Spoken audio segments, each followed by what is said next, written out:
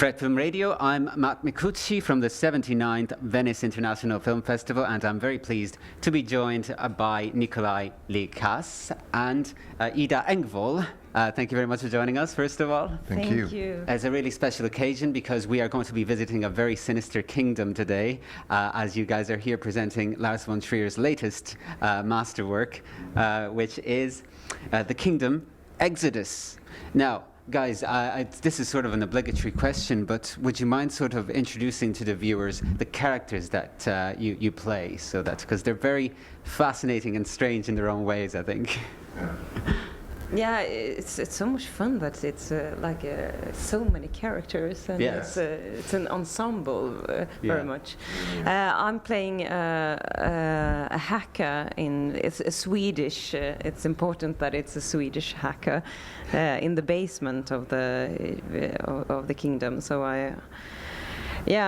I'm working with the computer systems of the kingdom, and I'm also kind of into some maybe not so legal stuff and like hacking the system. And I'm also part of the SA, the Swedish Anonymous.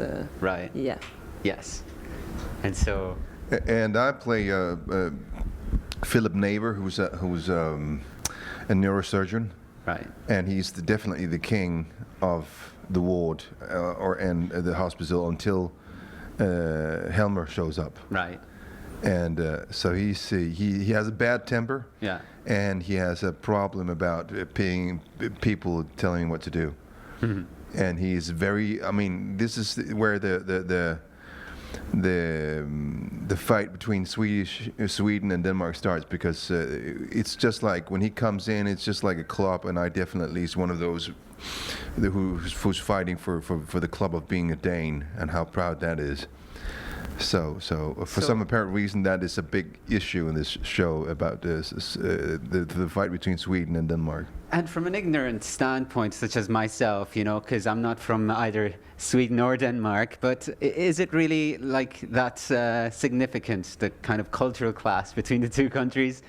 No, not really. No. But I also think it's a symbol. Of course, there's differences, and I can say like differences between Danes and Swedes, but it's not. You can also see it as a human behavior, like a border in the nature, and this is who you are, and this is who we are, and how to mix and how to. So you can also see it from a higher perspective, I think.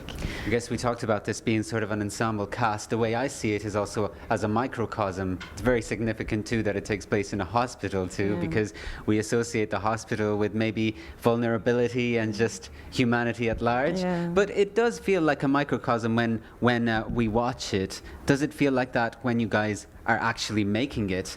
Does it feel like you are part of a world that is outside the world? That is something. Most definitely. I felt like every time I went to work, it was just like, what is this? It's just like in a bubble. I've never tried that in that regard before, in anything where you really feel like you're in a dream, or everything is just like going slower. Yes. I found that very interesting to do. And the funny thing about working with Lars is that he doesn't do rehearsals. He just shoots straight off. So first off, you have to be prepared, but at the same time, you have no idea what's supposed to happen. He loves that in between where you have no idea, is this fiction or this is reality. And to be a part of that is always like almost uncomfortable at the same time as you're feeling that you're very much alive. Yeah. So definitely, that thing is very interesting to be a part of. Ida, did you feel the same way? I felt that as well. I felt that it was also so surreal with the feeling of also entering the old seasons. When we shot it, we didn't have the yellow color between us, but it was this weird, like entering the world of the kingdom. Yeah, it was surreal. Yeah, being a part of a real nightmare. Yeah. Almost.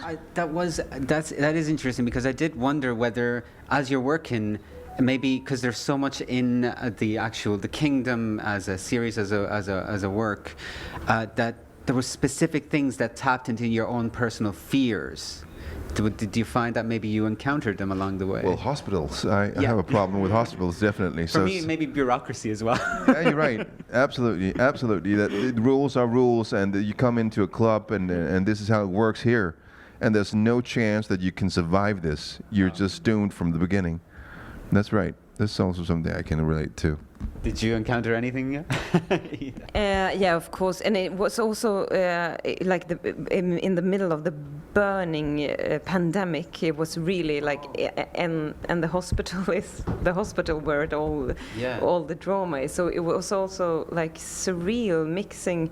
It's almost like, can you do this when you're meeting real sick people in the hallways, and you're pretending an hospital in an actual it's there was a real dimension to it then, because you were filming in an actual hospital with actual patients, and when you're taking the elevator up, you meet people that is like hanging between life and death. So that was something that really that makes you think, you know. Yeah, makes you think, definitely. So I think someone knocked at our door. We're going to have to wrap it up. But yeah, fascinating speaking with you guys. Thank you very much for joining us. Thank you so much. And this is Fred Film Radio, the Festival Insider.